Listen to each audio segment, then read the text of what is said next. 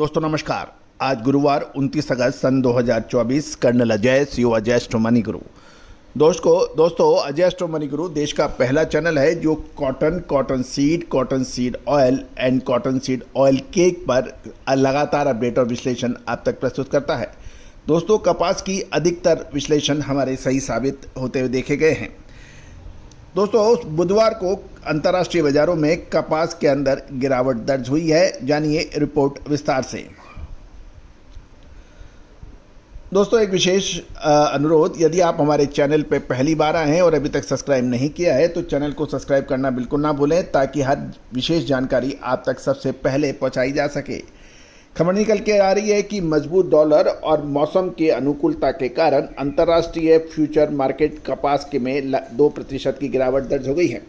IC कपास future बुधवार को लगभग 2% तक गिरा, जो कि सप्ताह के सबसे निचले स्तर पर पहुंचने के समाचार हैं। इसका प्रमुख कारण अमेरिकी डॉलर के मजबूत होने के साथ साथ कपास उत्पादक क्षेत्रों में मौसम की अनुकूलता के वजह से व्यापारी इसमें सतर्कता बरत रहे हैं।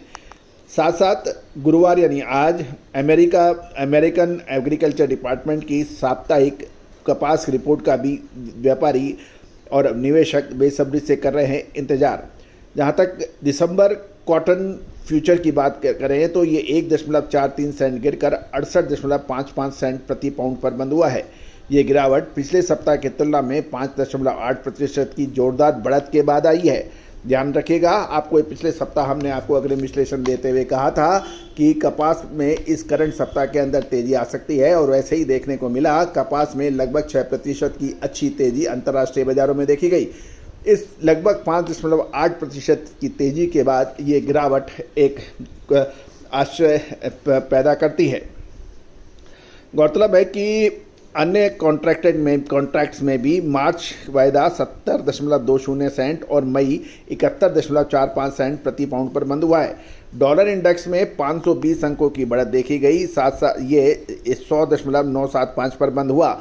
कपास की कीमतों पर प्रेशर बढ़ रहा है और अतिरिक्त कच्चे तेल की वायदा भावों में $1.15 प्रति बैरेट की गिरावट देखी गई, जिससे सिंथेटिक बाजार के माध्यम से कपास पर फर्क पड़ा।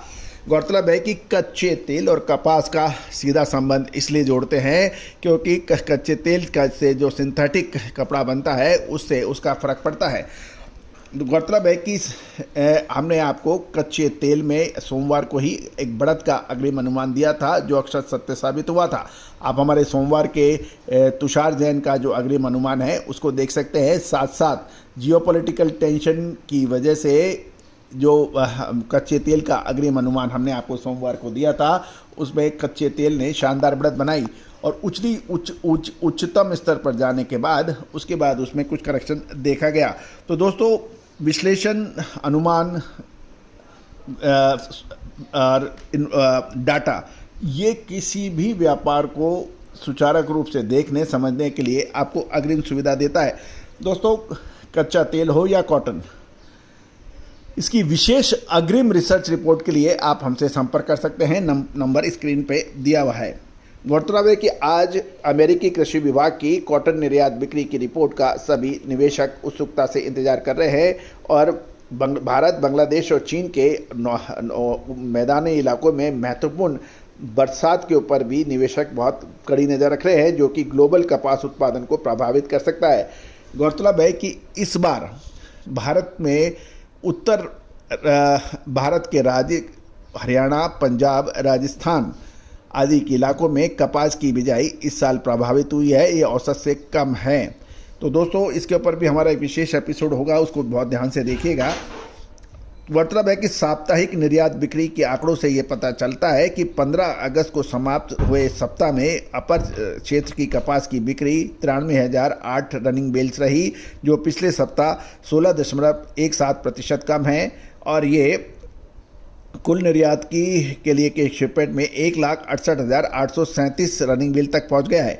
निर्यात में यूएसडीए यानी United state of American department के पिछले साल के पूर्व अनुमान से केवल 38% तक पहुंचा है, जो कि 50% की औसत गति से पीछे बताया जाता है। कुछ कुल मिलाकर इन रिपोर्टों के मुताबिक निवेशक इसको मंदी के दृष्टिकोण मान रहे हैं। नवीनतम जो लेटेस्ट फसल रिपोर्ट आई है उसके अनुसार अमेरिकी कपास की स्थिति रेटिंग में गिरावट जारी है और इस सप्ताह 2% की गिरावट के साथ 40% फसल को अच्छी से उत्कृष्ट रेटिंग दी गई है और ब्रुगलर 500 सूचकांक भी 9 अंक गिरकर 306 पर आया है, जो इस मौसम का सबसे निचला स्तर है, जिसका मुख्य कारण टेक्सास और जॉर्जिया की फसलों में गिरावट है।